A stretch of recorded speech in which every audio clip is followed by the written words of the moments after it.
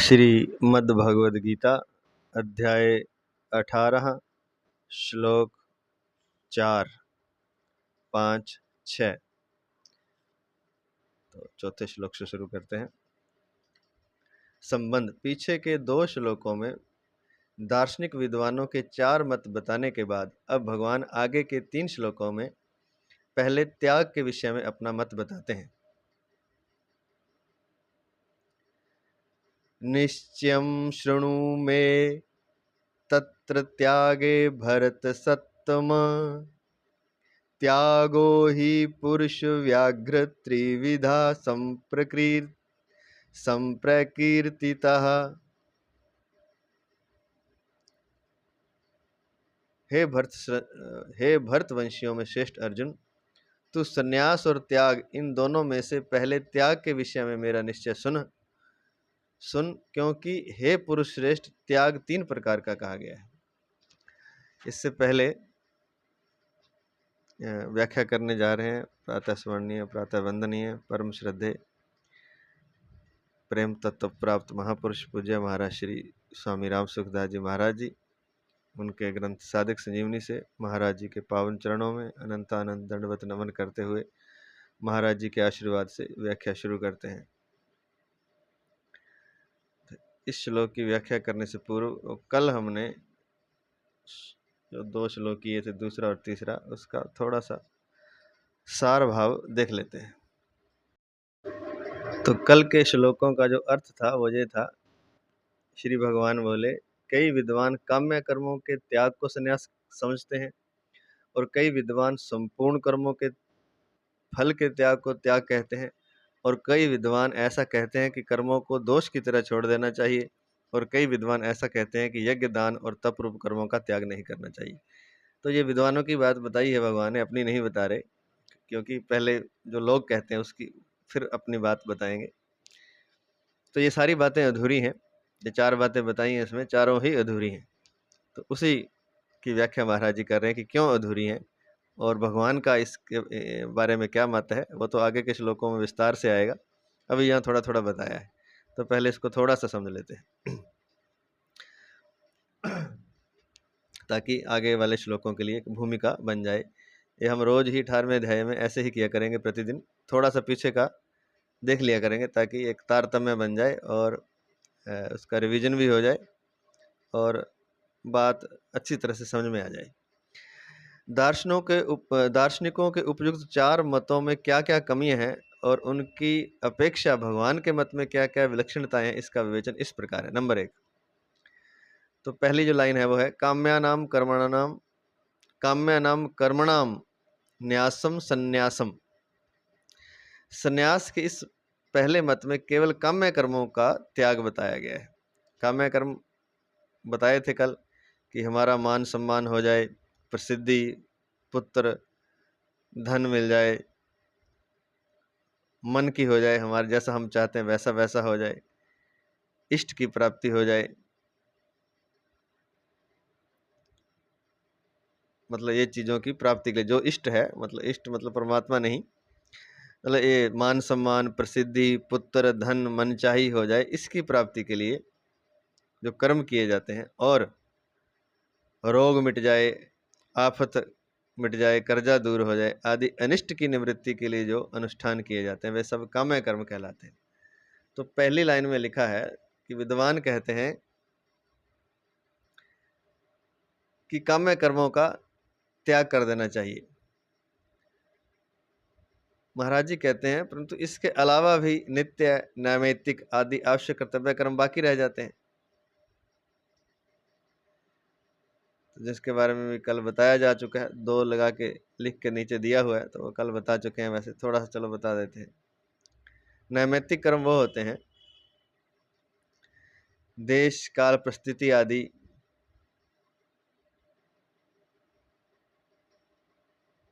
किसी निमित्त को लेकर जो कर्म किए जाते हैं, जैसे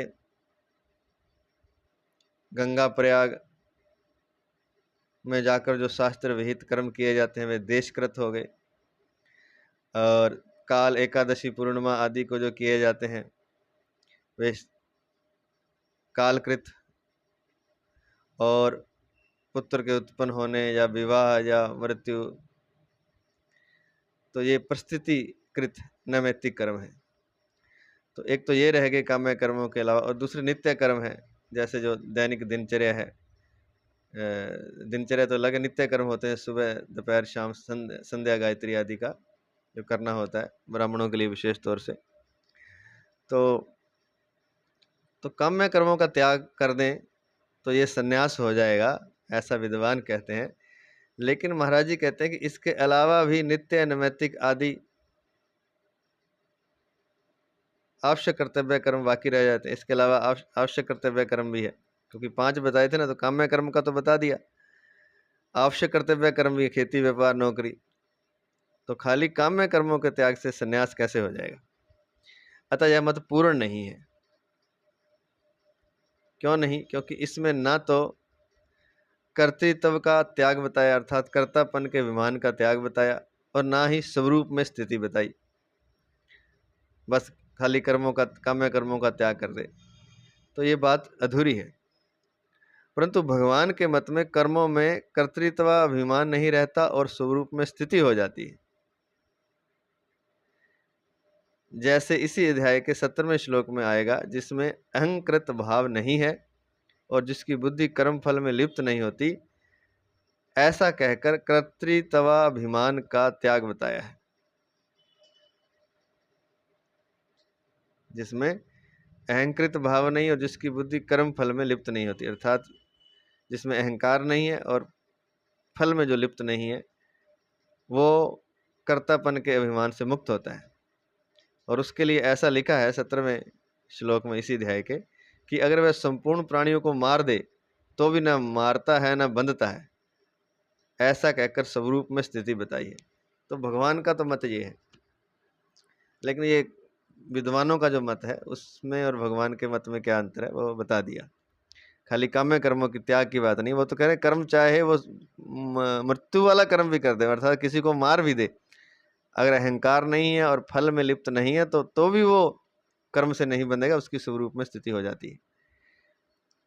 तो ये विलक्षणता है भगवान की बात में और ये काम्य कर्मों के त्याग में, जो विद्वान कहते हैं। दूसरा विद्वान बता रहे हैं, त्याज्यम दोष वदित्य के, संन्यास के दूसरे मत में सब कर्मों को दोष की तरह छोड़ने की बात है, कि सारे कर्म ही छोड़ दो, वन में चले जाओ, ध्यान में बैठे रहो बस।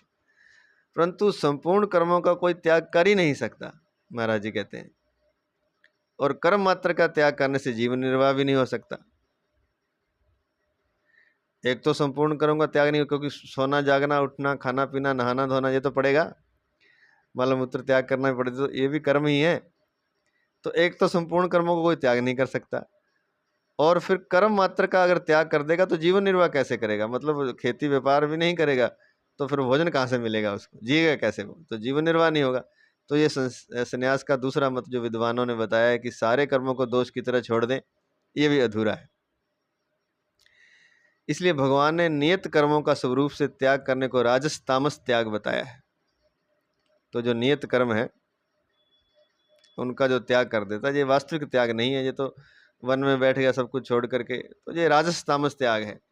क्योंकि कुछ कर्म तो फिर भी करने पड़ेंगे और जीवन का निर्वाह करने के लिए किसी पर आधारित होना पड़ेगा, इसलिए ये सात्विक त्याग नहीं है, ये राजस तामस त्याग है, अर्थात इसका फल अच्छा नहीं, फल भी अच्छा नहीं और ये त्याग भी अच्छा नहीं।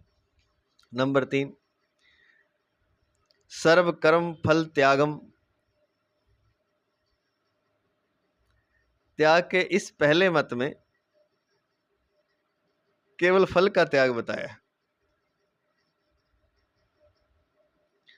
वो तो जो 2 बताए हैं वो है संन्यास के। अब ये त्याग का, इसमें त्याग की बात, त्याग के इस पहले मत में केवल फल का त्याग बताया है। यहाँ फल त्याग के अंतर्गत केवल कामना के त्याग की ही बात आई है। इसको 2 लिख के दिया था कल नीचे। तो यहाँ भी कहा जाता है कि फल के त्याग की बात यहाँ भी कही जाती है, वहाँ यही समझना चाहिए कि फल की कामना का त्याग है, क्योंकि जो खेती कर रहा है वो फल तो उसे मिलेगा ही, चाहे लेना चाहे चाहे ना लेना चाहे। कभी अच्छी खेती होगी, कभी नुकसान भी हो जाएगा। जो व्यापार करेगा उसे भी फल मिलेगा, मुनाफा होगा, कभी नहीं होगा। तो लेकिन भगवान ये कहते हैं कि सर्व कर्म फल त्यागम में तो केवल महाराज जी ऐसा कह रहे हैं कि इसमें महाराज जी ऐसा कह रहे हैं कि इसमें केवल फल के त्याग की बात आई। ये मतलब ये एक तरह से बिल्कुल नासमझी वाला वक्तव्य है जो विद्वानों ने लिखा है कि फल का त्याग, अगर फल ही नहीं चाहिए तो कर्म क्यों करेगा। अब खेती करे और फसल ना उठाए, ये हो सकता है। दुकानदारी करे और मुनाफा ना ले, ये हो सकता है। तो इसमें जो बारीक बात है वो ये है कि फल में सम रहना है, वो है फल की कामना का त्याग। भगवान जैसा फल दे, कर्म तो करना है, उसका फल भगवान जैसा दे उसको स्वीकार करना। ये नहीं कि फल चाहिए नहीं, फल की आसक्ति त्याग की बात आई है, फल की कामना के त्याग की बात है। कामना अर्थात जो इच्छा है भी है, इतना फल मिले, अच्छा मिले, उस फल के कामना की त्याग की बात है भगवान के मत के अनुसार। तो उस कामना का त्याग हो जाएगा, फल की कामना का, तो फिर सिद्धि असिद्धि में, नफे नुकसान में सम रहेगा।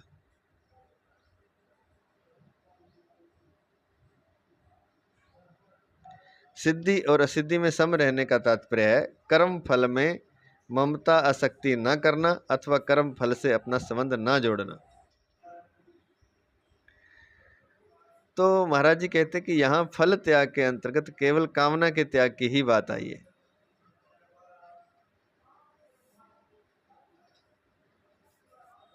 अच्छा, ऐसा नहीं है, ये ऐसा था कि त्याग सर्व कर्म फल त्यागम, त्याग के इस पहले मत में केवल फल का त्याग बताया है।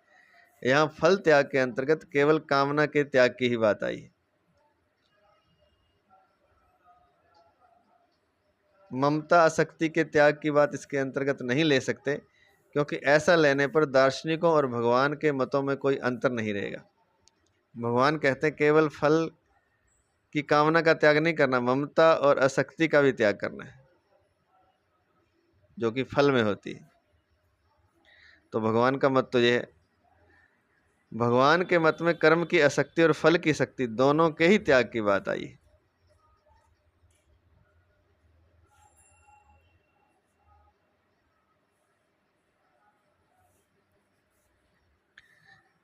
संगम त्यक्त्वा फलानी च, गीता 18:6 में आएगा ये।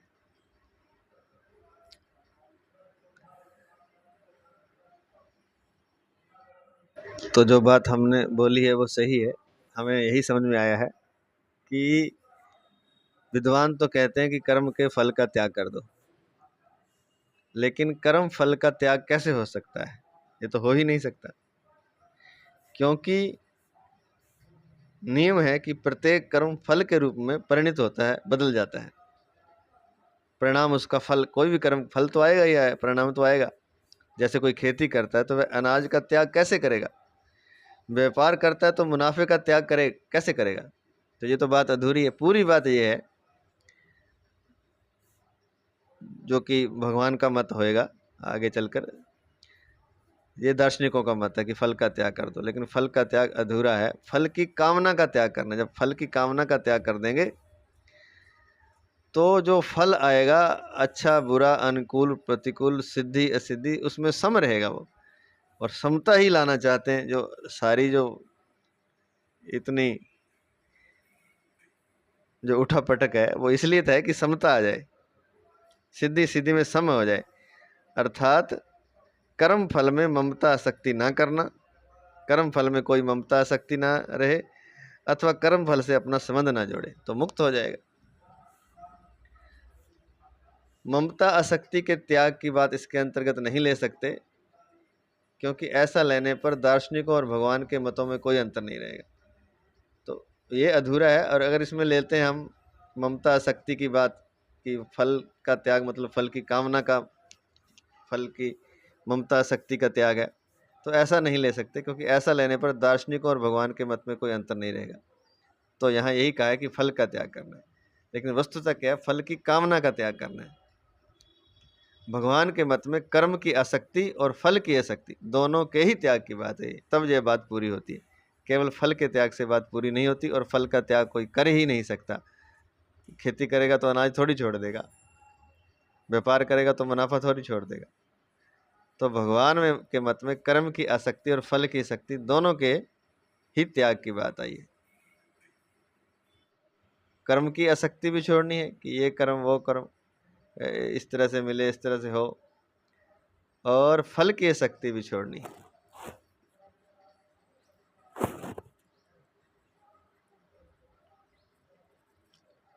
कर्म भी निमित्त होकर के करना है, इसलिए कर्म की आसक्ति भी छोड़नी है और फल की आसक्ति, दोनों के त्याग की बात आई।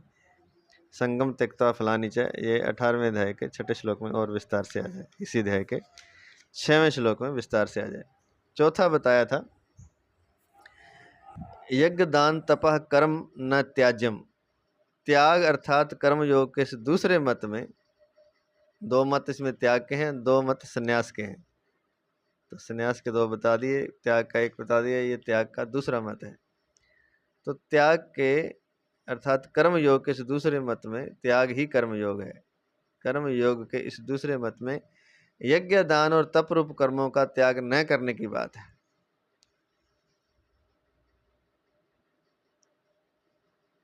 यज्ञ दान और तप रूप कर्मों का त्याग न करने की बात है। वो कहते हैं कि इन कर्मों का त्याग नहीं करना, परंतु इन तीनों के अलावा वर्ण आश्रम परिस्थिति आदि को लेकर जितने कर्म आते हैं उनको करने अथवा न करने के विषय में कुछ नहीं कहा। बाकी कर्म जो हैं वो करने हैं या नहीं करने, उसके विषय में कुछ कहा नहीं, खाली ये कह दिया कि यज्ञ दान और तप, इन कर्मों का त्याग नहीं करना, अर्थात इनको करना है। लेकिन बाकी कर्मों का जो वर्ण के, क्षत्रिय वर्ण है, वैश्य है, ब्राह्मण है, शूद्र है, और अपने आश्रम के अनुसार से ब्रह्मचर्य, वानप्रस्थ, गृहस्थ, संन्यास, तो उसके अनुसार से भी कर्म होते हैं, उनकी कोई बात यहाँ की नहीं गई, उनको करना है कि नहीं करना। तो इसमें यह अधूरापन है। भगवान के मत में इन कर्मों का केवल त्याग ही नहीं करना चाहिए, प्रत्युत इनको न करते हो तो जरूर करना चाहिए। एक तो भगवान ये कहते हैं कि यज्ञ दान तप रूप कर्म तो करने ही है, लेकिन बाकी जो वर्ण आश्रम परिस्थिति को लेकर जो कर्म है वो भी करने हैं, उन कर्मों का त्याग नहीं करना। ना करते हो तो जरूर करें। इसके अतिरिक्त तीर्थ व्रत आदि कर्मों को भी फल आसक्ति का त्याग करके करना चाहिए। तो इतना ही नहीं, तीर्थ भी, व्रत आदि भी करने चाहिए, लेकिन करने कैसे? कर्मों को भी फल एवं आसक्ति का त्याग करके। 18वें अध्याय का 5वां 6ठा श्लोक अभी हम करेंगे दोनों ही। तो मुख्य बात जो इसमें निकल के आई है कि फल एवं आसक्ति का त्याग करना है, कर्मों का त्याग नहीं करना। विद्वान तो अलग अलग बता रहे हैं, वो सारा कल भी बताया था, आज भी बता दिया। वही संन्यास में भी बताया था कि जो कर्तृत्व का अभिमान त्याग के और जिसकी बुद्धि कर्म फल में लिप्त नहीं है, वह प्राणियों को मार दे तो भी उसको बंधन नहीं होगा,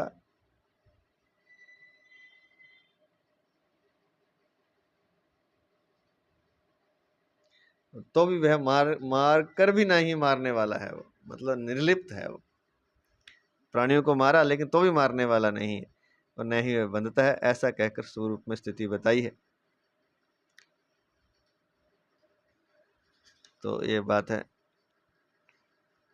हम समझते हैं कि अच्छी तरह समझ में आ गया होगा। अब चलते हैं आज वाले श्लोक पर, श्लोक नंबर 4। निश्चयं शृणु मे तत्र त्यागे भरत सत्तम, त्यागो हि पुरुष व्याघ्र त्रिविधा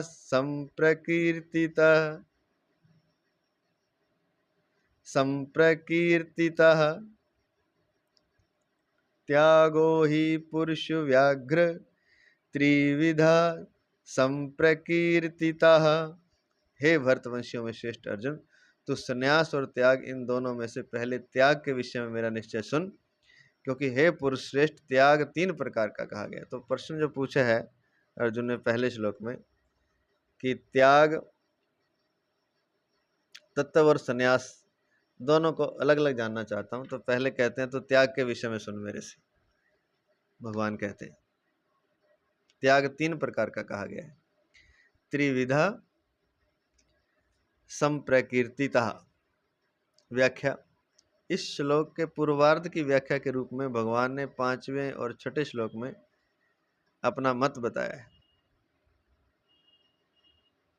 इस श्लोक के पूर्वार्ध की व्याख्या के रूप में भगवान ने 5वें और 6ठे श्लोक में अपना मत बताया, जो आगे अभी करेंगे। पूर्वार्ध की व्याख्या, जो कि निश्चम शृणु में तत्र त्यागे भरत सत्तम, और उत्तरार्ध की व्याख्या के रूप में 7वें से 9वें श्लोक तक 3 प्रकार के त्याग का वर्णन किया है। त्यागो ही पुरुष व्याघ्र त्रिविधा संप्रकीर्तितः, इसकी व्याख्या के रूप में 7वें से 9वें श्लोक तक 3 प्रकार के त्याग का वर्णन किया है। 7, 8, 9 में और ये 5, 6 में, पहले हिस्से का पूर्वार्ध का और उत्तरार्ध का 7, 8, 9 में। तो जिस प्रकार शरीर और शरीरी का विवेक सभी योगियों के लिए परम आवश्यक होने के कारण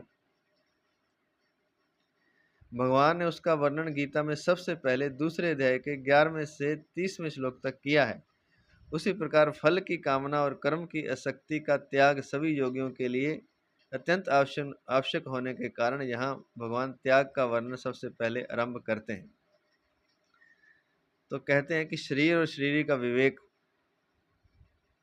शरीर क्या है और शरीरी क्या है, इसका विवेक सभी योगियों के लिए परम आवश्यक है। इसलिए भगवान ने सबसे पहले दूसरे अध्याय के 11वें से 30वें श्लोक तक उसका वर्णन किया है। उसी प्रकार फल की कामना और कर्म की आसक्ति का त्याग सभी योगियों के लिए अत्यंत आवश्यक होने के कारण फल की कामना और कर्म की आसक्ति, यहाँ भगवान त्याग का वर्णन सबसे पहले आरंभ करते हैं। तो वहां तो शरीर शरीरी का विवेक बताया था दूसरे अध्याय के 11वें से 30वें तक, और यहाँ भगवान त्याग के बारे में बता रहे हैं। कर्म की आसक्ति का त्याग और फल की कामना सभी योगियों के लिए अत्यंत आवश्यक होने के कारण यहाँ भगवान त्याग का वर्णन सबसे पहले आरंभ करते हैं। तो ये ब्रैकेट में दिया है। अब शुरू करते हैं। निश्चम शृणु में तत्र त्यागे भरत सत्तम। हे भरतवंशियों में श्रेष्ठ अर्जुन, अब मैं संन्यास और त्याग दोनों में से पहले त्याग के विषय में अपना मत कहता हूं, उसको तुम सुनो। त्यागो ही पुरुष व्याघ्र तिवृधा संप्रकीर्तिता। हे पुरुष व्याघ्र, अर्थात पुरुष श्रेष्ठ, पुरुषों में बाघ ऐसा मान सकते हैं। पुरुष श्रेष्ठ त्याग 3 तरह का कहा गया है, सात्विक, राजस और तामस। वास्तव में भगवान के मत में सात्विक त्याग ही त्याग है, परंतु उसके साथ राजस और तामस त्याग का भी वर्णन करने का तात्पर्य यह है कि उनके बिना भगवान के अभिष्ट सात्विक त्याग की श्रेष्ठता स्पष्ट नहीं होती, क्योंकि परीक्षा या तुलना करके किसी भी वस्तु की श्रेष्ठता सिद्ध करने के लिए दूसरी वस्तुएं सामने रखनी ही पड़ती है। तो तुलना से ही पता चलेगा ना कि श्रेष्ठ कौन है। तो वैसे तो सात्विक त्याग ही विशेष है, श्रेष्ठ है, लेकिन राजस और तामस का भी वर्णन करने का तात्पर्य यह है कि तुलना के बिना परीक्षा नहीं होती, श्रेष्ठता सिद्ध नहीं होती। 3 प्रकार का त्याग बताने का तात्पर्य यह भी है कि साधक सात्विक त्याग को ग्रहण करे और राजस तथा तामस त्याग का त्याग करे। तो ये भी इसका कारण है तीनों तरह के त्याग बताने का, कि सात्विक त्याग को तो ग्रहण करे और राजस तथा तामस त्याग का त्याग करे। अगला श्लोक, श्लोक नंबर 5। यज्ञदान तपा कर्म न त्याज्यम कार्यमेव तत्। यज्ञोदानं तपश्चैव पावनानि मनीषिणाम्। श्लोक नंबर 5। यज्ञ दान और तप रूप कर्मों का या यज्ञ दान और तप रूप कर्मों का त्याग नहीं करना चाहिए, प्रत्युत उनको तो करना ही चाहिए, क्योंकि यज्ञ दान और तप ये तीनों ही कर्म मनीषियों को पवित्र करने वाले हैं। तो जो यज्ञ शब्द हम उच्चारण करते हैं वास्तव में यज्ञ है, तो या यज्ञ भी बोल देते हैं। तो यहाँ भी ऐसा है, या तो यज्ञ या यज्ञ या यज्ञ, तो एक ही बात है। व्याख्या। यज्ञ दान तपः कर्म न त्याज्यम कार्यामेव सत तत्। यहाँ भगवान ने दूसरों के मत, तीसरा श्लोक को ठीक बताया है। जो विद्वानों का मत है जो कि तीसरे श्लोक में आया है, उसको ठीक बताया है।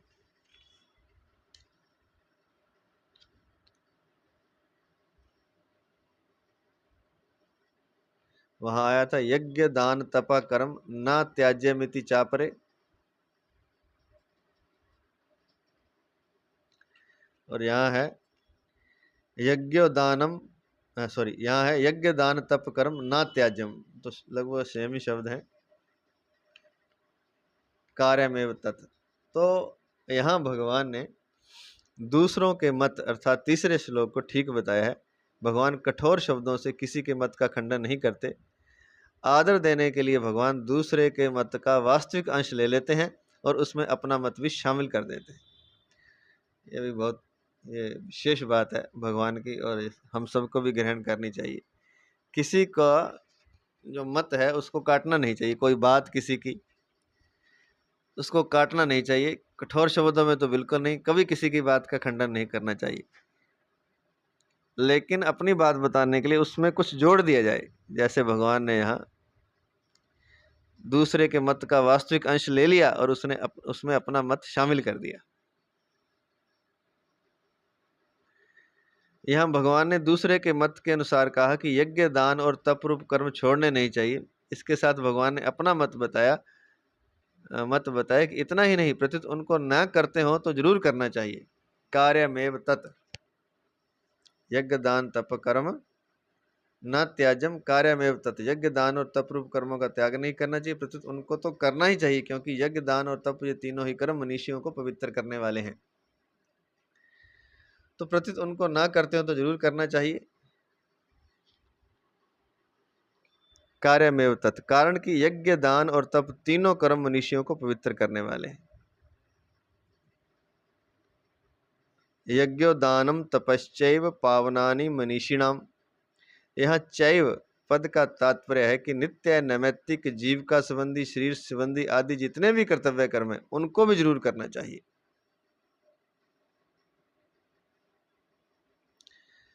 तो यही नहीं कि यज्ञ दान तप करें, जो बाकी जो बचे हैं जिनको नित्य नैमित्तिक पांचों प्रकार के आगे ना, जीविका संबंधी शरीर संबंधी,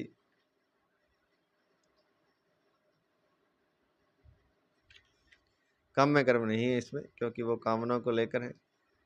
तो नित्य नैमित्तिक जीविका संबंधी शरीर संबंधी आदि जितने भी कर्तव्य कर्म है उनको भी जरूर करना चाहिए, क्योंकि वे भी मनुष्यों को पवित्र करने वाले हैं।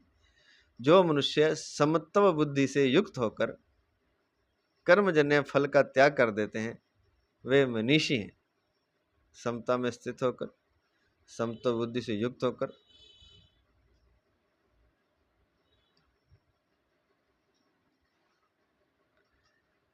कर्मजन्य फल का त्याग कर देते हैं।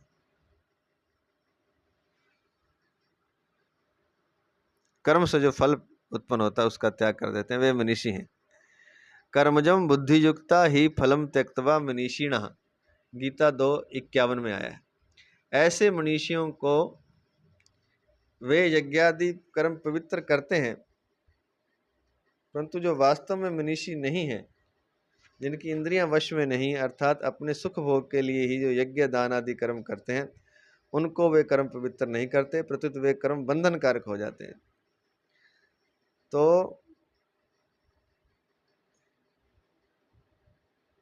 यज्ञ दान और तप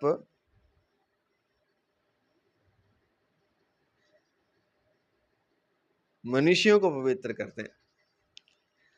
अब मनीषी कौन है?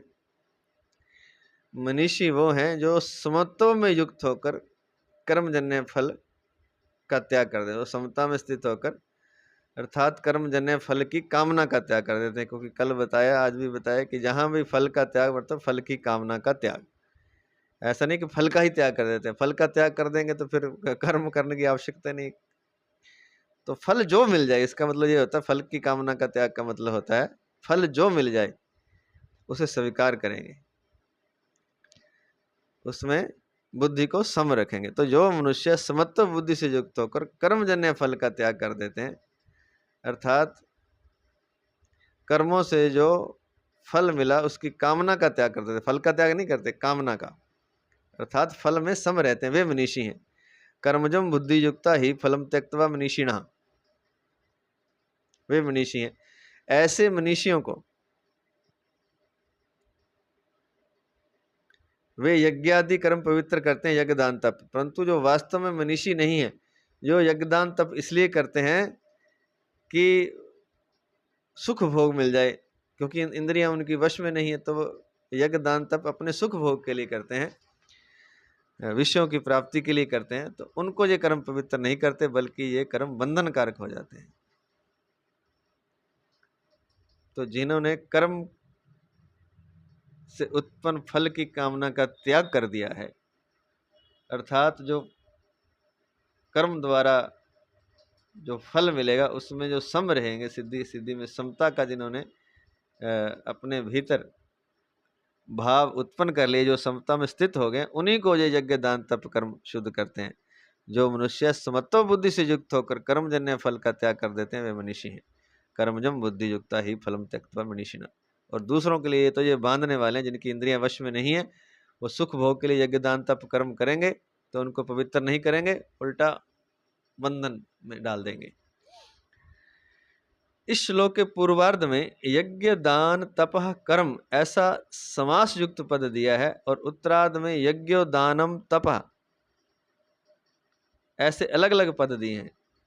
आया ना इस श्लोक में, ये जो श्लोक है ना, इसमें ये समास मतलब ये सारा शब्द जुड़ा हुआ है, यज्ञ दान तप कर्म, ये सारा जुड़ा है। न त्याज्यम कार्यमेव तत्, और नीचे भी यही आया है, यज्ञो दानम तपश्चैव, तप चय और एव।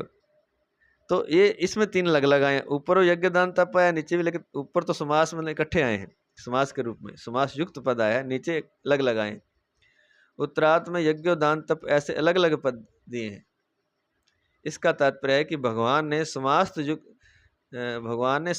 युक्त पद से यह बताया कि यज्ञ दान और तप का त्याग नहीं करना चाहिए, प्रत्युत इनको जरूर करना चाहिए। और अलग अलग पदों से यह बताया कि इनमें से एक एक कर्म भी मनीषी को पवित्र करने वाला है, तीनों में से एक एक भी पवित्र कर देगा। परिशिष्ट भाव, मनीषी का अर्थ है विचारशील, तो विचारशील को ये यज्ञ दान तप पवित्र कर देते हैं। जो कर्म अपनी कोई कामना ना रखकर दूसरों के हित के लिए किए जाते हैं, वे कर्म पवित्र करने वाले हो जाते हैं। अपनी कामना है तो भैया वो पवित्र नहीं है कर्म, वो अपवित्र ही है एक तरह से। लेकिन जो कर्म अपनी कोई कामना ना रखकर दूसरों के लिए किए जाते हैं, वे कर्म पवित्र करने वाले हो जाते हैं। अर्थात दुर्गुण दुराचार पाप आदि मल को दूर करके महान आनंद देने वाले हो जाते हैं। अपने लिए कर्म ना करें, दूसरों को हित के लिए रख के करें, तो वे कर्म पवित्र करने वाले हो जाते हैं। अर्थात दुर्गुण दुराचार पाप आदि मल को दूर करके महान आनंद देने वाले हो जाते हैं। परंतु वे ही कर्म अगर अपनी कामना रखकर और दूसरों का अहित करने के लिए किए जाएं, तो वे अपवित्र करने वाले, अपवित्र करने वाले, अर्थात लोक परलोक दोनों में महान दुख देने वाले हो जाते हैं। यज्ञ दान तप ही है, दूसरों का अहित करने के लिए कोई यज्ञ आदि अनुष्ठान करता है तो वहां भी दुख मिलेगा, परलोक में भी। तो वो कर्म तो अच्छे हैं, लेकिन अपवित्र करेंगे अगर उसमें कामना है और दूसरों का अहित है। और जो कर्म अपनी कोई कामना ना रखकर दूसरों के लिए किए जाते हैं, वे कर्म पवित्र करने वाले हो जाते हैं।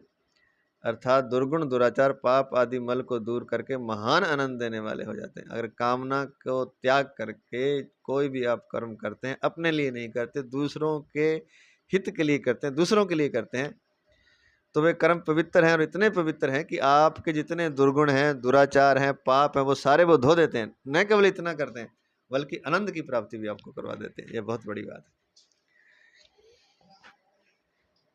दूसरी बात एक कल हमने सुनी थी महाराज जी से, वो मलुकपीठ सरकार जी से, उसमें एक कहानी भी सुनाई थी, कहानी तो नहीं सुनाएंगे।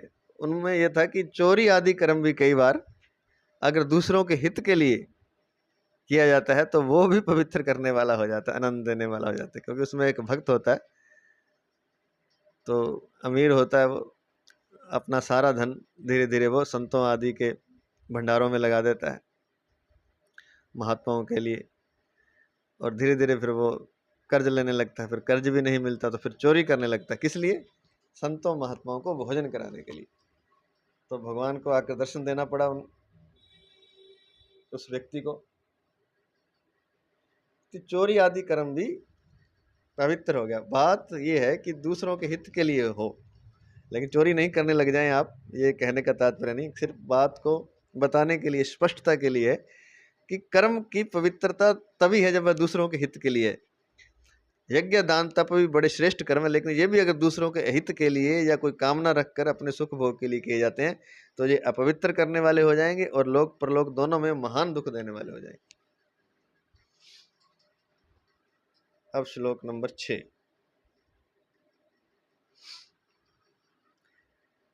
एतान्यपि तु कर्माणि संगम त्यक्त्वा फलानि च कर्तव्यानीति मे पार्थ निश्चितं मत्तमुत्तमम्।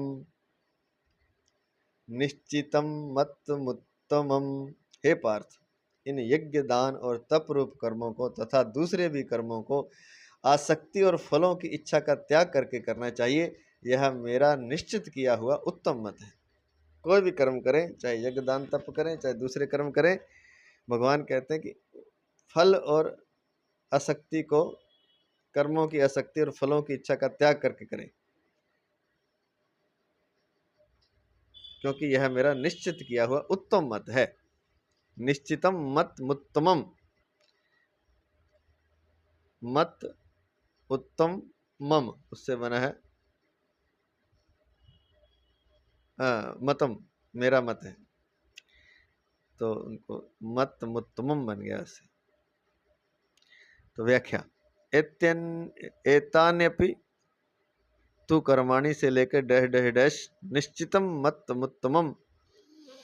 यहाँ एतानी पद से पूर्व श्लोक में कहे यज्ञ दान और तप रूप कर्मों की तथा अपि पद से शास्त्र विहित पठन पाठन, खेती व्यापार आदि जीविका संबंधी कर्म,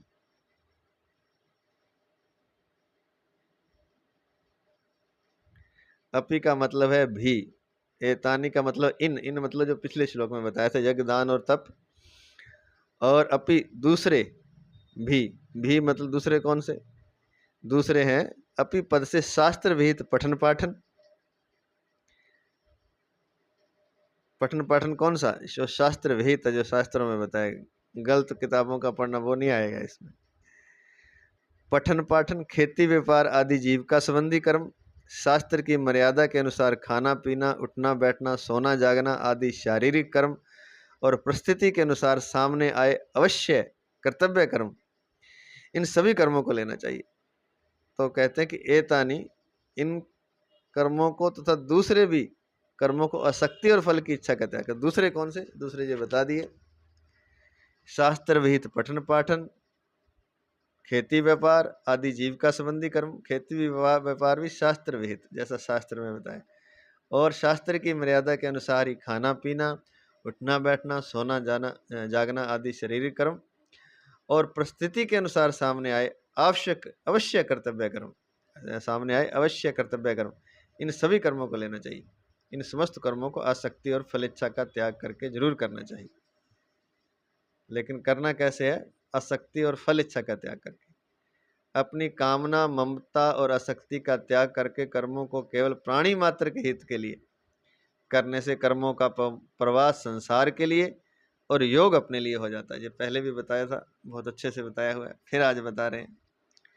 अपनी कामना का त्याग करके, फल जैसा भी आए मेरी कोई कामना नहीं, अच्छा या बुरा, अनुकूल प्रतिकूल, अपनी कोई ममता नहीं है, फल में आसक्ति नहीं है। तो इस तरह कामना, ममता और आसक्ति का त्याग करके कर्मों को केवल प्राणी मात्र के हित के लिए करना है। अपने लिए कुछ भी नहीं करना, दूसरों के लिए करना है, प्राणियों का हित हो जाए, प्राणियों का भला हो जाए, अपनी कामना ममता आसक्ति का त्याग करके। ऐसा नहीं कि मैंने किया, ये ममता होगी ना, ये कर्म मैंने किया था, मेरे करने से ऐसा हुआ, ये ममता है। आसक्ति कि मैं ही करूँगा, ये मैं इतना कुछ करता हूँ, ये आसक्ति हो गई। कामना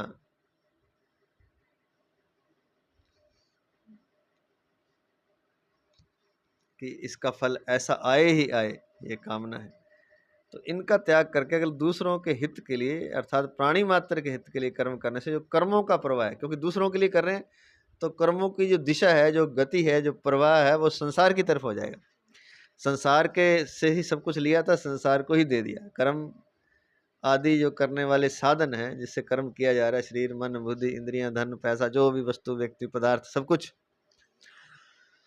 वो संसार का ही था, तो संसार की सेवा में ही लगा दिया। तो कर्मों का प्रवाह प्राणी मात्र के हित के लिए जब हम कर्म करते हैं तो कर्मों का प्रवाह संसार की तरफ हो जाएगा। और जो योग है उसमें जो सार बचेगा वो योग,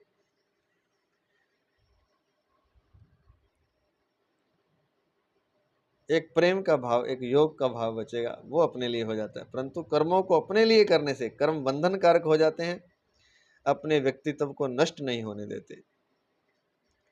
लेकिन अपने लिए कर्म करते हैं तो कर्म बंधन कारक हो जाते हैं, अपने व्यक्तित्व को नष्ट नहीं होने देते। जो अपना व्यक्तित्व है, जो अपना झूठा व्यक्तित्व है, झूठा होना है, जो उसको नष्ट नहीं होने देते। गीता में कहीं संग आसक्ति के त्याग की बात आती है, और कहीं कर्मों के फल के त्याग की बात आती है। गीता में कहीं संग अर्थात आसक्ति के त्याग की बात आती है, और कहीं कर्मों के फल के त्याग की बात आती है। इस श्लोक में संग और फल दोनों के त्याग की बात आई है। एतान्यपि तु कर्माणि संग त्यक्त्वा फलानि च। संग अर्थात आसक्ति और फल दोनों की इच्छा का त्याग करना।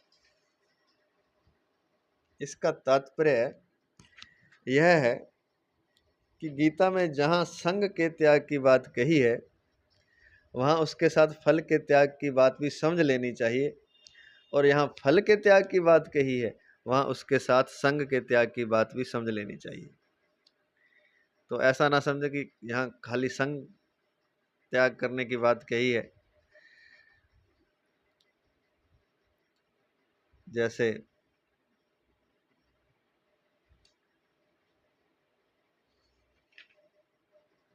संगम त्यक्त्वा फलानि च, गीता 18वें अध्याय के 6 श्लोक में, अभी अगले वाले में इसी में ही है, संगम त्यक्त्वा फलानि च। इसमें तो फल की साथ ही बात है, लेकिन जहाँ भी संग की बात अलग कही है, फल की त्याग की बात अलग कही है, संग की आसक्ति और फल के त्याग की बात अलग अलग कही है, वहाँ दोनों बातें इकट्ठी समझनी चाहिए। अर्थात यहाँ फल के त्याग की बात संग, अर्थात जहाँ संग के त्याग की बात कही है, वहाँ उसके साथ फल के त्याग की बात भी समझ लेनी चाहिए, और जहाँ फल के त्याग की बात कही है, वहाँ उसके साथ संग के त्याग की बात भी समझ लेनी चाहिए। यहाँ अर्जुन ने त्याग के तत्व की बात पूछी है, अतः भगवान ने त्याग का यह तत्व बताया है कि संग अर्थात आसक्ति और फल दोनों का ही त्याग करना चाहिए। तो अर्जुन ने पूछा ना कि त्याग और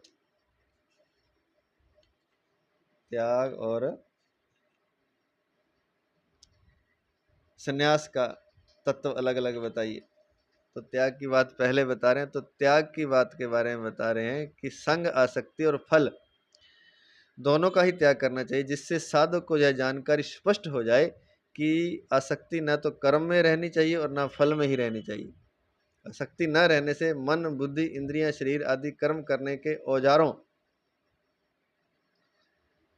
अर्थात करणों में तथा प्राप्त वस्तुओं में ममता नहीं रहती। गीता 5वें अध्याय का 11वां श्लोक। आसक्ति न रहने से क्या होता है, जिन औजारों से कर्म किया जाता है, मन बुद्धि इंद्रियां शरीर,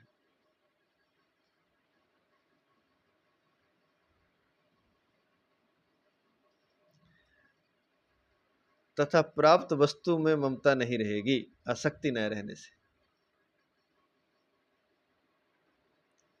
क्योंकि आसक्ति अगर रहती है तो मन से, अपनी बुद्धि से, अपनी इंद्रियों से, अपने शरीर से और वस्तुओं से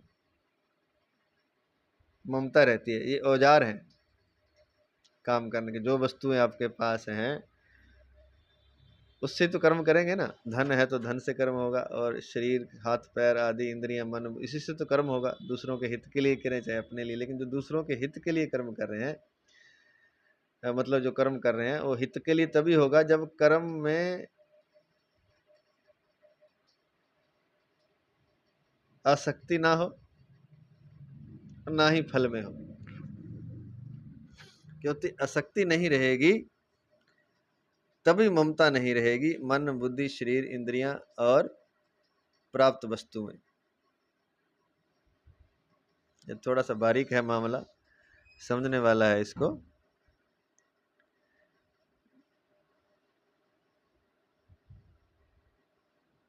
कि अर्जुन ने त्याग के तत्व की बात पूछी है, अतः भगवान ने त्याग का यह तत्व बताया है कि संग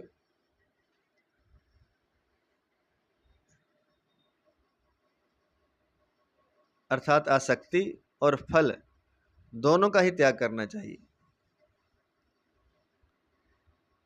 आसक्ति से, संग से मतलब है जिससे साधक को यह जानकारी स्पष्ट हो जाए कि आसक्ति ना तो कर्म में रहनी चाहिए, ना तो कर्म से संग रहना चाहिए। आसक्ति, कर्म कर दिया और भूल जाएं, दूसरों को दे दिया बस, उसमें कोई अपना फिर मन से लगाव ना रखें। आसक्ति ना हो तो कर्म में, आसक्ति ना तो कर्म में रहनी चाहिए और ना फल में ही रहनी चाहिए। आसक्ति ना रहने से फल कैसा मिला, नहीं मिला, अच्छा मिला, बुरा मिला, आपने कर्म अच्छे से कर दिया, फल जो भी मिला उसको स्वीकार कर लिया, फल से भी कोई आसक्ति नहीं रखी।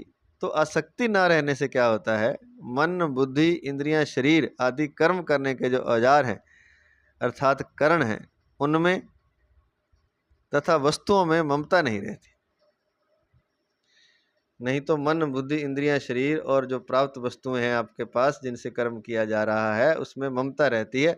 अगर आसक्ति नहीं रखेंगे कर्म में और कर्म के फल में तो वो ममता नहीं रहेगी।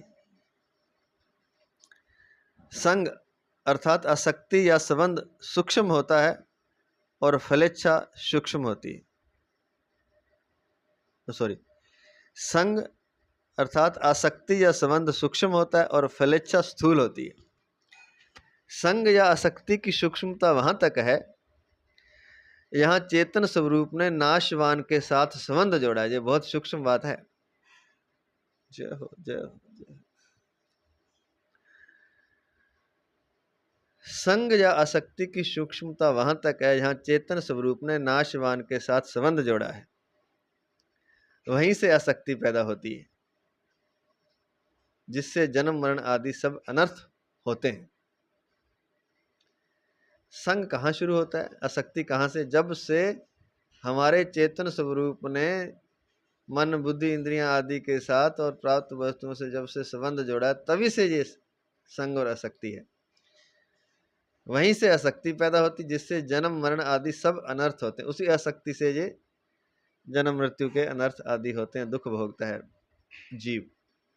कारणम गुण संगस्य सद सद्यो निजन्मसु, गीता 13:21। आसक्ति का त्याग करने से नाशवान के साथ जोड़े हुए संबंध का विच्छेद हो जाता है। आसक्ति का त्याग करने से नाशवान के साथ जोड़े हुए संबंध का विच्छेद हो जाता है।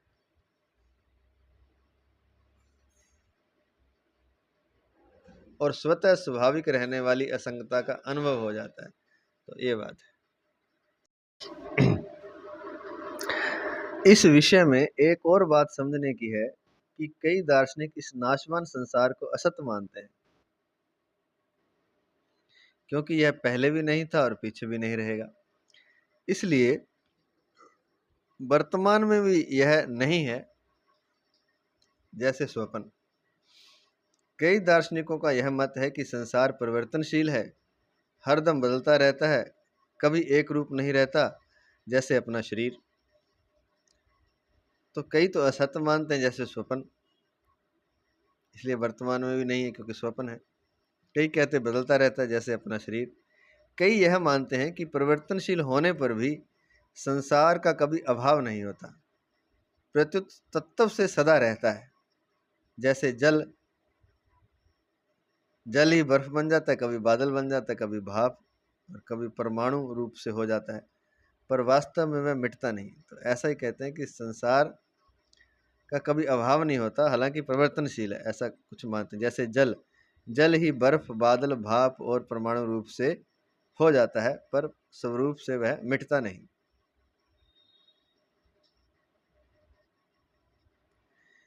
इस तरह अनेक मतभेद हैं, किंतु नाशवान जड़ का अपने अविनाशी चेतन स्वरूप के साथ कोई संबंध नहीं है, इसमें किसी भी दार्शनिक का मतभेद नहीं है।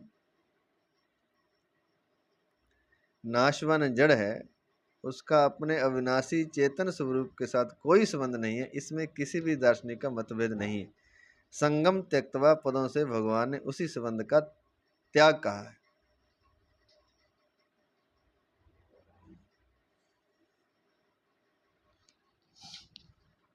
प्रकृति सत है या असत, अथवा सत असत से विलक्षण है, अनादि शांत है या अनादि अनंत है, इस झगड़े में पड़कर साधक को अपना अमूल्य समय खर्च नहीं करना चाहिए। प्रत्युत इस प्रकृति से तथा प्रकृति के कार्य शरीर संसार से अपना संबंध विच्छेद करना चाहिए, जो कि स्वतः हो ही रहा है। स्वतः होने वाले संबंध विच्छेद का केवल अनुभव करना है कि शरीर तो प्रतिक्षण बदलता ही रहता है और स्वयं निर्विकार रूप से सदा ज्यों का त्यों रहता है। तो उसी का अनुभव करना है, और उसका अनुभव कर लेंगे तो जो दिख जाएगा, क्योंकि प्रतिक्षण विच्छेद हो रहा है शरीर संसार से, हमारा किसी भी चीज से हम जुड़े हुए नहीं है। तो इसको अनुभव कर लेंगे तो पता चल जाएगा, क्योंकि शरीर तो प्रतिक्षण बदलता ही रहता है और स्वयं जो हमारा होना है वो निर्विकार रूप से सदा ज्यों का त्यों रहता है। अब प्रश्न यह होता है कि फल क्या है। संग की बात तो समझ में आ गई। संग किसका त्याग करना, तो शरीर का ये संग है, इसको हमने अपना मान रखा है अनादिकाल से, जब से चेतन शुरुआत में चेतन स्वरूप ने नाशवान के संग संबंध जोड़ा है। संग जा शक्ति की सूक्ष्मता वहां तक है जहां चेतन स्वरूप ने नाशवान के साथ संबंध जोड़ा है, वहीं से शक्ति पैदा होती है। तो अब प्रश्न यह होता है कि फल क्या है। तो एक तो जो संग जोड़ा है उस संग का त्याग करना है, शरीर संसार में आसक्ति, जो बताया ना कि कर्म और कर्म फल में आसक्ति नहीं होनी चाहिए। ऐसा आसक्ति ना रहने से मन, बुद्धि, इंद्रियां, शरीर आदि कर्म के औजारों में तथा प्राप्त वस्तुओं में ममता नहीं रहेगी और संग त्यक्त वा हो जाएगा, अर्थात संग छूट जाएगा, और छूट ही रहा है प्रतिक्षण, उसका अनुभव करना है। अब प्रश्न यह होता है कि फल क्या है। प्रारब्ध कर्म के अनुसार अभी हमें जो परिस्थिति, वस्तु, देश, काल आदि प्राप्त है वह सब कर्मों का प्राप्त फल है, और भविष्य में जो परिस्थिति, वस्तु आदि प्राप्त होने वाली है वह सब कर्मों का अप्राप्त फल है। कुछ तो प्राप्त हो गया कर्मों का फल, और कुछ अभी कर्म उनका जो आगे होगा तो वो अभी कर्मों का फल अभी मिला नहीं है। प्राप्त तथा अप्राप्त फल में आसक्ति रहने के कारण ही प्राप्त में ममता और अप्राप्त की कामना होती है। अप्राप्त तथा अप्राप्त फल में आसक्ति रहने के कारण जो प्राप्त है, जो मिल गया, उसमें ममता हो जाती है, और जो नहीं मिला, जो अप्राप्त है, उसकी कामना होती है। हालांकि जो हम कर्म कर चुके हैं उसी का हमें मिला है और उसी का आगे मिलेगा। तो जो हमारी ममता और कामना है वो झूठी है। इसलिए भगवान ने त्यक्तवा फलानी च कहकर फलों का त्याग करने की बात कही है।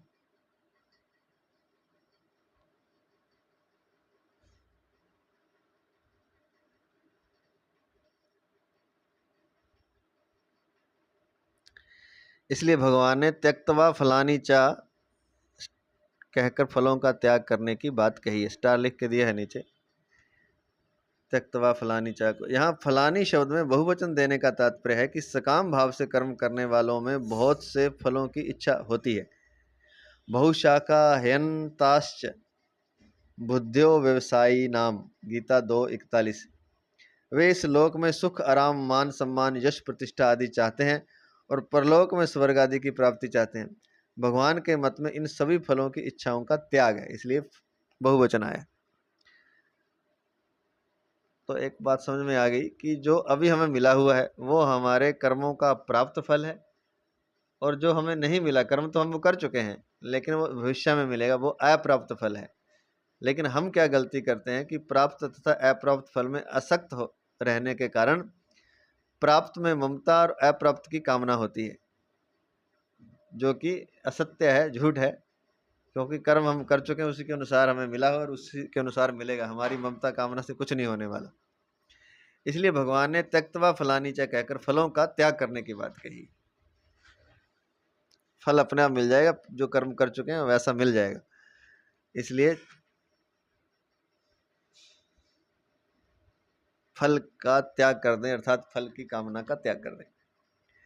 अब कर्म फल का त्याग क्यों करना चाहिए, यह भी एक प्रश्न है। कर्म फल का त्याग क्यों करें भाई? जब कर्म करना है तो फल तो चाहिए ना। फिर पहले भी बताया, क्योंकि कर्म फल हमारे साथ रहने वाला है ही नहीं, यह बात है। इसलिए कर्म फल का त्याग किया जाता है, क्योंकि कर्म फल हमारे साथ रहने वाला है ही नहीं। जो कर्म का फल हमें मिला हुआ है वो जब तक, कब तक रहेगा कोई, ये वो कर्म के हिसाब से ही तय होता है। तो हम चाहे ममता करें, चाहे उसको पकड़ना चाहें, जो फल हमें प्राप्त है वो हमारे साथ रहने वाला है ही नहीं। कारण यह है कि जिन कर्मों से फल बनता है उन कर्मों का आरंभ और अंत होता है। तो एक तो जो कर्म फल हमें मिला है वो हमारे साथ हमेशा नहीं रहेगा, चाहे वो वस्तु है, चाहे व्यक्ति है, चाहे पदार्थ है। कारण यह है कि जिन कर्मों से फल बनता है उन कर्मों का आरंभ और अंत होता है, अतः उनका फल भी प्राप्त और नष्ट होने वाला ही है। जो भी हम कर्म करते हैं वो कभी शुरू होता है, कभी खत्म होता है, हमेशा तो एक कर्म चलता नहीं। तो उसका जो फल है वो भी नष्ट होने वाला है, क्योंकि कर्म भी शुरू होता है और नष्ट होता है, तो उसका फल भी नष्ट होने वाला है, क्योंकि वो भी हमेशा नहीं रह सकता, क्योंकि कर्म हमेशा नहीं रहता। कारण यह है कि जिन कर्मों से फल बनता है उन कर्मों का आरंभ और अंत होता है, अतः उनका फल भी प्राप्त और नष्ट होने वाला ही है। इसलिए कर्म फल का त्याग करना है। फल मिलेगा तो सही, लेकिन आपने ममता कामना शक्ति नहीं रखनी, क्योंकि वो जो फल मिला हुआ है वो हमेशा नहीं रहेगा, वो नष्ट होगा ही होगा। जो वस्तु व्यक्ति आपको, पदार्थ आपको मिले हैं वो हमेशा नहीं रहेंगे। इसलिए कर्म फल का त्याग करना है, आपने सिर्फ कर्म करना है। फल के त्याग में वस्तुतः, इसलिए कर्म फल का त्याग करना है। फल के त्याग में वस्तुतः फल की आसक्ति का, कामना का ही त्याग करना है। वास्तव में आसक्ति हमारे स्वरूप में है ही नहीं, केवल मानी हुई है। तो फल के त्याग की जब बात कही जाती है, नहीं कि हमें अब कुछ मेहनत की, मतलब खेती की, तो उसका अनाज, जब जो फल मिला अनाज, वो हमें चाहिए नहीं। वो चाहिए तो है, तो फल तो मिलेगा और फल चाहिए भी, लेकिन फल के त्याग में वस्तु तो फल की आसक्ति कामना का त्याग करना। मतलब आसक्ति कामना का मतलब यह है कि फल अगर विपरीत आ जाए, फसल ना हो, तो उसको भी हमें स्वीकार करना है, उसको भी हमने उतना ही आदर महत्व देना है जितना फसल होने को दिया था या देते हैं। अर्थात जो सिद्धि असिद्धि है, लाभ हानि, उसमें सम रहना है, मुख्य बात यह। इसलिए फल के त्याग में वस्तुतः फल की आसक्ति का, कामना का ही त्याग करना है। वास्तव में आसक्ति हमारे स्वरूप में है नहीं, केवल मानी हुई, और आसक्ति हमारे स्वरूप में है नहीं, ये हमने मान रखी। हम चीज़ों को हम पकड़ सकते ही नहीं, ये हमारे स्वरूप में ही नहीं है। कोई भी चीज़ जो है, वस्तु व्यक्ति पदार्थ, उसके साथ हमारी आसक्ति, हमारा जुड़ाव है ही नहीं, वो हमने मान रखा है बस। दूसरी बात, जो अपना स्वरूप होता है उसका त्याग नहीं होता। दूसरी बात, जो अपना स्वरूप होता है उसका त्याग नहीं होता। जैसे प्रज्वलित अग्नि उष्णता और प्रकाश का त्याग नहीं कर सकती, जो चीज अपनी नहीं होती उसका भी त्याग नहीं होता।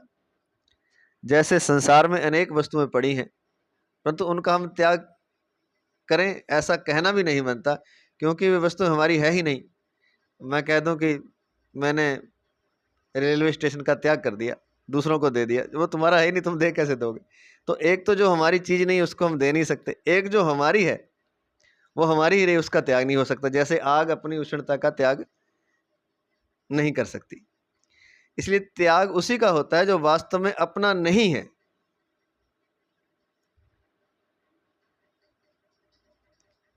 पर जिसको अपना मान लिया है। बस ये बात है, अपना नहीं है, हमने अपना मान लिया। ये धन मकान जमीन स्त्री पुत्र आदि वस्तु व्यक्ति पदार्थ ये अपने हैं नहीं, हमने मान लिया है। तो त्याग उसी का होता है। जो हमारा नहीं उसका त्याग हम करेंगे कैसे। और जो हमारा है, जैसे अग्नि का उष्णता और प्रकाश स्वरूप है, तो उसका त्याग तो होता ही नहीं है। तो त्याग उसी का होता है जो वास्तव में अपना नहीं है, पर जिसको अपना मान लिया है। ऐसे ही प्रकृति और प्रकृति के कार्य शरीर आदि हमारे नहीं हैं, फिर भी उनको हम अपना मानते हैं। ना तो ये प्रकृति अपनी है, ना जो प्रकृति में कार्य हो रहे हैं जो हम कर रहे हैं प्रकृति में कार्य वो अपने हैं, ना ये शरीर अपना है, फिर भी उनको हम अपना मानते हैं। और तो इस अपनेपन की मान्यता का ही त्याग करना है। ये मानी हुई बात है, किसी चीज का त्याग वस्तुतः नहीं करना, अपनेपन की जो मान्यता है उसका त्याग करना है।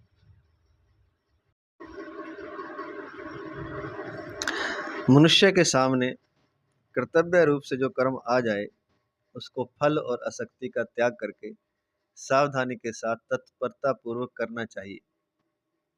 कर्तव्य रूप से जो कर्तव्य कर्म आ जाए उसको फल और आसक्ति का त्याग करके सावधानी के साथ तत्परता पूर्वक करना चाहिए। जो अपने आप आ जाएगा तो ना तो कर्म में आपकी आसक्ति नहीं रहेगी। फिर कर्म योग में विधि निषेध को लेकर अमुक काम करना है और अमुक काम नहीं करना है, ऐसा विचार तो करना ही है, परंतु अमुक काम बड़ा है और अमुक काम छोटा है ऐसा विचार नहीं करना है। कारण कि यहाँ कर्म और उसके फल से अपना कोई संबंध ही नहीं है। वहाँ यह कर्म बड़ा है, यह कर्म छोटा है, इस कर्म का फल बड़ा है, इस कर्म का फल छोटा है, ऐसा विचार हो ही नहीं सकता। कर्म का बड़ा या छोटा होना फल की इच्छा के कारण ही दिखता है, जबकि कर्म योग में फल इच्छा का त्याग होता है। बहुत ही शानदार बात लिखी, ये सार बात है। एक तो ये कहते हैं कि मनुष्य के सामने कर्तव्य रूप से जो कर्म आ जाए, जो सामने कर्म आ गया कर्तव्य रूप से शास्त्र विहित, उसको फल और आसक्ति का त्याग करके सावधानी के साथ तत्परता पूर्वक करना चाहिए, जिसको कहते हैं कर्तव्ययानी कर्तव्यानी।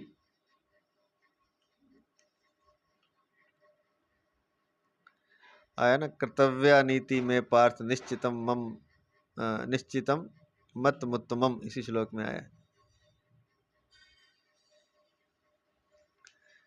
बहुत ही शानदार बात बता रहे हैं, जो सार बात है कर्म की, कर्म योग की, वो बता रहे हैं। कर्म योग में विधि निषेध को लेकर अमुक काम करना है अमुक काम नहीं करना, ऐसा विचार तो करना ही है, क्योंकि अब लक्ष्य तो होता ही है कुछ, तो लक्ष्य के हिसाब से कर्म तो करना ही है। परंतु अमुक काम बड़ा अमुक काम छोटा है ऐसा विचार नहीं करना। कारण कि जहाँ कर्म और उसके फल से अपना कोई संबंध ही नहीं है, ना तो कर्म से संबंध है ना उससे फल से कोई संबंध है, हम तो दूसरों के हित के लिए कर रहे हैं सब कुछ, तो बड़े छोटे की फिर बात कहाँ से आएगी। वहाँ यह कर्म बड़ा है या छोटा, इस कर्म का फल बड़ा है इस कर्म का फल छोटा है, ऐसा विचार हो ही नहीं सकता। कर्म का बड़ा या छोटा होना फल की इच्छा के कारण ही दिखता है, जबकि कर्म योग में फल इच्छा का त्याग होता है। बहुत ही शानदार बात है। जैसे कि अब कोई कहे कि मैं तो जो महाराज जी हैं उनकी सेवा ही करूँगा, उनके साथ रहूँगा, तो ये कर्म बड़ा दिख रहा है और इसका फल भी बड़ा दिख रहा है कि लोगों की नज़रों में आऊँगा, लोग भी सम्मान करेंगे। अगर सम्मान की इच्छा ही नहीं है, दिखावे की इच्छा ही नहीं है, तो फिर चाहे वो झाड़ू लगाए, चाहे गौशाला में वो गोबर उठाए, गोमय उठाए, वो दोनों कर्म एक हो जाएंगे अगर फल की इच्छा नहीं है और कर्म में आसक्ति नहीं है।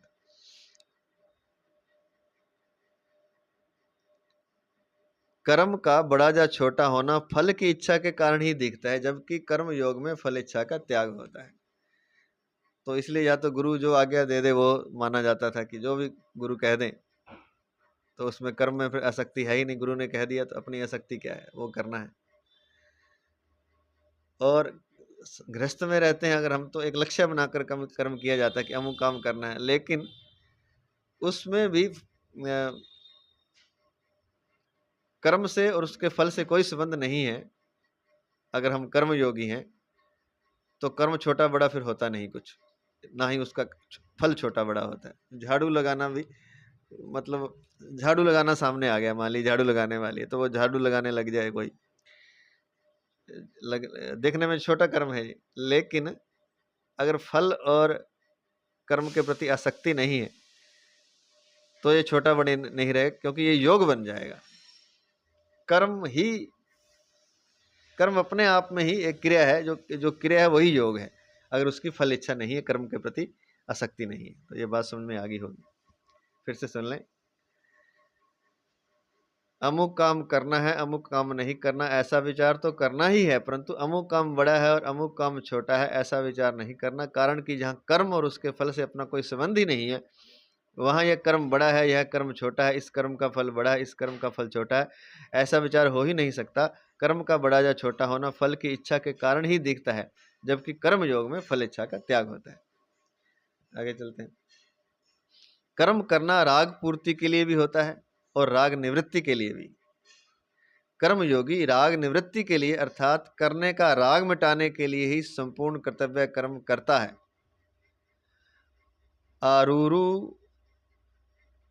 आरुरुक्षोर मुनेर योगम कर्म कारण मुच्यते, गीता 6:3। न कर्मणा मनारंभा नैष्य कर्म्यम पुरुषोश्नुते, गीता 3:4।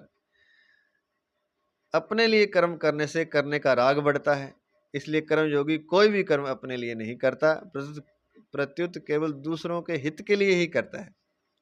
उसके स्थूल शरीर में होने वाली क्रिया, सूक्ष्म शरीर में होने वाला परहित चिंतन तथा कारण शरीर में होने वाली स्थिरता, तीनों ही दूसरों के हित के लिए होती, अपने लिए नहीं। बहुत ही शानदार बात लिखी, पहले बता चुके हैं। ध्यान आदि में जो स्थिरता आती है, समाधि आदि में स्थिरता आती है, वो भी अपने लिए नहीं है, वो कारण शरीर में आती है, उसका भी फल वो भी दूसरों के लिए, वो भी अपने लिए नहीं है। और जो परहित चिंतन चल रहा है सूक्ष्म शरीर में, वो तो दूसरों के लिए है ही, और स्थूल शरीर से जो क्रिया हो रही है वो भी दूसरों के लिए है। तो कर्म योगी अपने लिए कोई भी कर्म अपने लिए नहीं करता, प्रत्युत केवल दूसरों के हित के लिए करता है। तो क्रिया, परहित चिंतन और स्थिरता तीनों ही दूसरों के हित के लिए होती हैं, जो कि स्थूल शरीर से, सूक्ष्म शरीर से और कारण शरीर से होती है। तो तीनों ही दूसरों के हित के लिए होती हैं, अपने लिए नहीं। इसलिए उसका करने का राग सुगमता से मिट जाता है। करने की एक ना, वो जिसको कहते हैं राग, मतलब खुरखुरी होती है मन के भीतर, ये काम करना है या कुछ करना है मुझे, तो कुछ करना है तो फिर वो कर्म करे, लेकिन अपने लिए ना करे, तो उस करने का राग मिट जाएगा। इसलिए उसका करने का राग सुगमता से मिट जाता है। परमात्म तत्व की प्राप्ति में संसार का राग ही बाधक है, अतः राग मिटने पर कर्म के प्रति भी राग मिट जाएगा और अन्य चीज़ों के प्रति भी, वस्तु व्यक्ति पदार्थों से भी मिट जाएगा, क्योंकि वो अपने लिए कुछ करना नहीं है, दूसरों के लिए ही करना, परहित के लिए। कोई वस्तु व्यक्ति पदार्थ का उपयोग अपने लिए करना ही नहीं है, तो उसका राग सुगमता से मिट जाता है। परमात्म तत्व की प्राप्ति में संसार का राग ही बाधक है, अतः राग मिटने पर कर्म योगी को परमात्म तत्व की प्राप्ति अपने आप हो जाती है।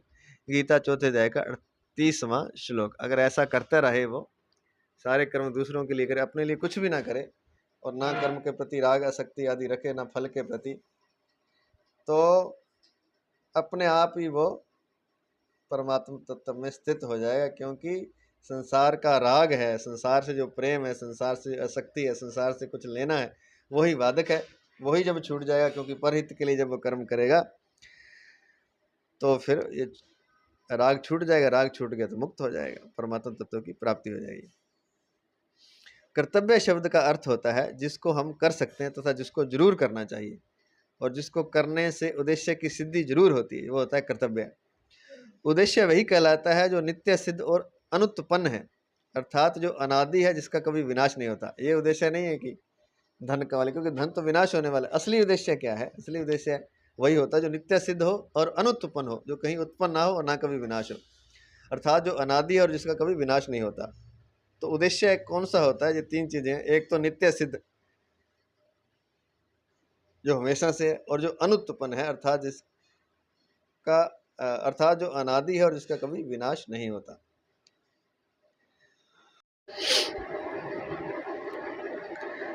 उद्देश्य वही कहलाता है जो नित्य सिद्ध और अनुत्पन्न है, अर्थात जो अनादि है और जिसका कभी विनाश नहीं होता। उस उद्देश्य की सिद्धि मनुष्य जन्म में ही होती है और उस उद्देश्य की सिद्धि मनुष्य जन्म में ही होती है और किसी जन्म में नहीं होती, और उसकी सिद्धि के लिए ही मनुष्य शरीर मिला है, न कि कर्मजन्य परिस्थिति रूप सुख दुख भोगने के लिए। उसके लिए नहीं मिला। कर्मजन्य परिस्थिति वह होती है जो उत्पन्न और नष्ट होती हो।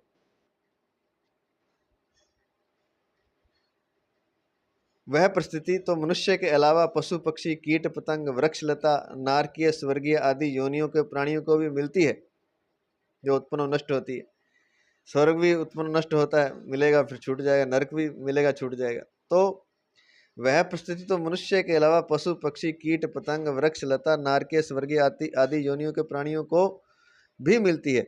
यहाँ कर्तव्य का कोई प्रश्न ही नहीं है और यहाँ उद्देश्य की पूर्ति का अधिकार भी नहीं। यहाँ कर्तव्य की कोई बात ही नहीं, क्योंकि वो तो भोग जोनी है, तो कोई कर्तव्य का वह प्रश्न नहीं है और उद्देश्य की पूर्ति का अधिकार भी नहीं है, तो वहाँ अधिकार भी नहीं।